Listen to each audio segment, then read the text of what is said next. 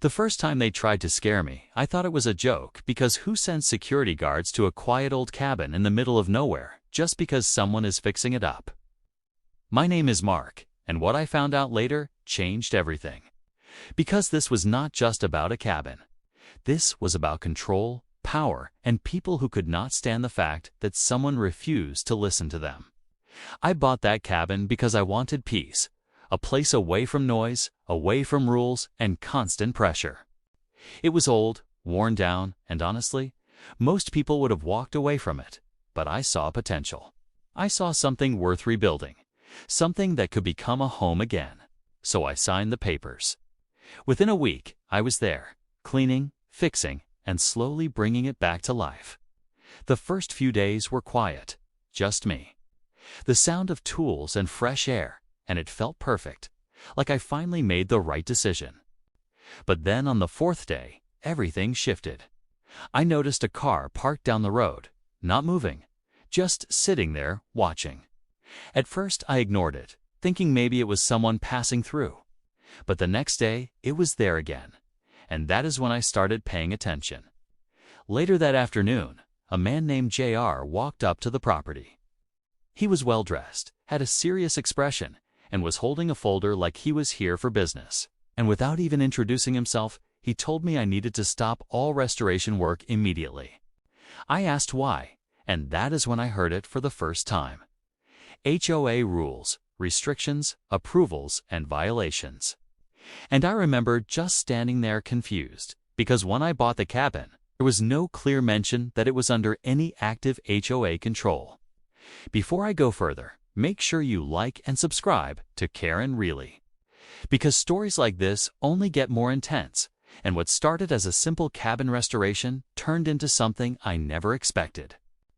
I asked JR to show me official documents, proof of authority, something real. But he avoided the question and kept repeating that I was not allowed to make changes without approval, and that I would face consequences if I continued. And that was the moment I realized this was not about rules. This was about intimidation, and I was not going to back down that easily. The next morning, I continued my work like normal. Because legally, I had every right to improve my own property. If they had a real case, they could prove it instead of just showing up and making threats. But things escalated faster than I expected, because later that day, a different vehicle pulled up. And this time, it was not just one person. It was two men in security uniforms. That changed the entire tone of the situation. They stepped out calm but firm and told me they were there on behalf of the HOA to enforce compliance and ensure no further unauthorized work continued. Hearing that made no sense because this was private property and they had no legal authority to stop me from working on my own cabin. I asked them clearly who sent them and under what law they were operating. But again, I got no real answer, just repeated statements about rules and enforcement. At that point, I felt something was seriously wrong because this was not normal behavior. This was people trying to create pressure, hoping I would give up and leave. I started thinking maybe they wanted the property. Maybe they did not like that someone new was there. Or maybe they were just used to getting their way and did not expect resistance. I told them calmly that they needed to leave. I said if they had any legal claim, they could bring it through proper channels. But they stayed standing there, watching every move I made like they were trying to make me uncomfortable. And honestly, for a moment, it worked, because no one expects to deal with security guards while fixing a roof on their own property. But I did not stop. I kept working and acted like they were not even there. The situation kept building over the next few days.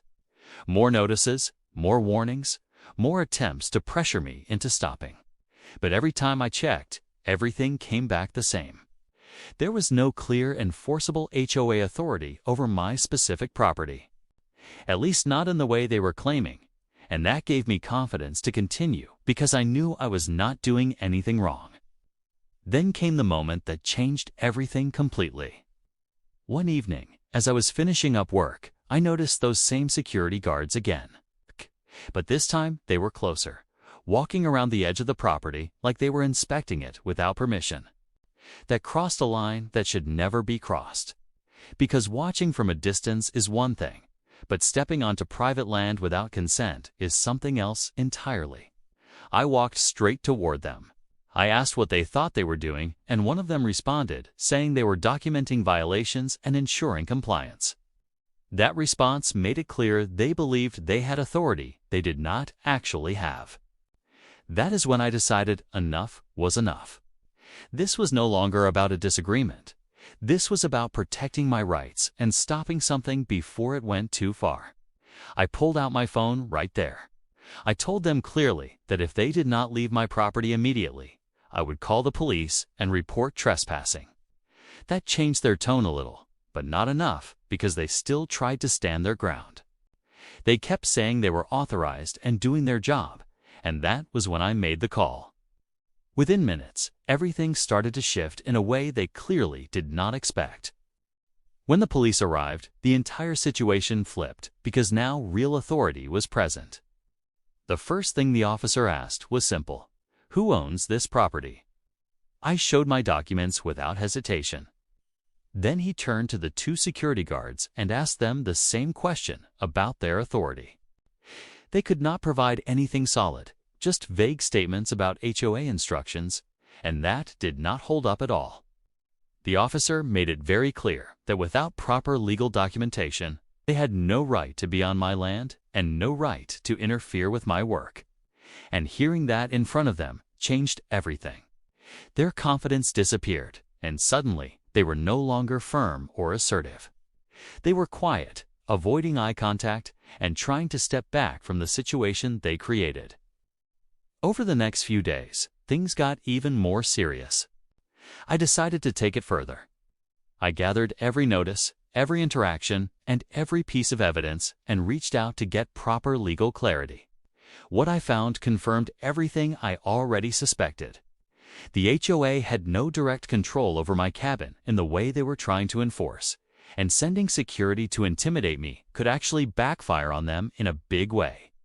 Not long after that, JR, the same person who first approached me, came back. But this time, his attitude was completely different. No confidence, no pressure, just a quiet tone, asking if we could talk and trying to smooth things over. He was saying there may have been a misunderstanding. That is when I knew they realized they went too far, because people only change their tone like that when they know they have no ground left to stand on. I listened, but I did not agree to anything that would limit my rights. I made it clear that I would continue restoring my cabin and that any further attempts to interfere would be handled legally, and that was the end of it. No more security, no more threats, no more random visits. Everything just stopped as quickly as it started. The cabin slowly came back to life exactly the way I imagined. Every time I looked at it, I was reminded that standing your ground matters, especially when someone tries to pressure you into giving up something that is rightfully yours. And honestly, that feeling of finishing what I started without backing down was worth more than the cabin itself. If you made it this far, I want to know what you think. Would you have handled it the same way, or would you have walked away? Drop your thoughts in the comments and share this story with someone who needs to hear it. And if you enjoy stories like this, stay connected with Karen, really. Because there is always another story that shows what happens when people push too far and finally get pushed back.